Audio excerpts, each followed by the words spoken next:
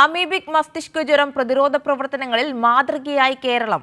ആഗോളതലത്തിൽ മരണനിരക്ക് 99%, കേരളത്തിൽ ഇത് വെറും 24% മാത്രമാണ്.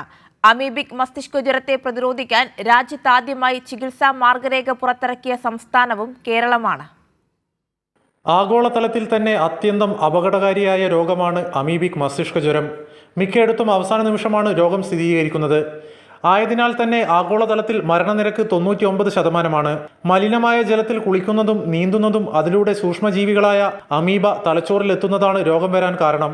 കൃത്യമായ ഇടവേളകളിൽ തദ്ദേശ സ്വയംഭരണ സ്ഥാപനങ്ങളുടെ സഹായത്തോടെ ക്ലോറിനേഷൻ, ശുചീകരണം, വീടുകളും സ്ഥാപനങ്ങളും കേന്ദ്രീകരിച്ചുള്ള ബോധവൽക്കരണം തുടങ്ങിയവ നടത്തി.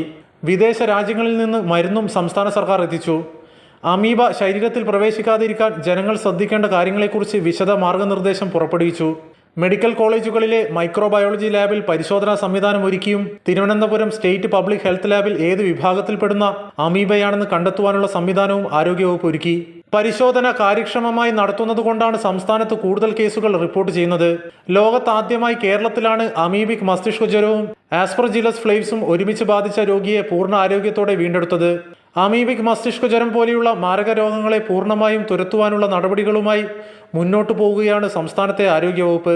കൈരളി ന്യൂസ്, കോഴിക്കോട്.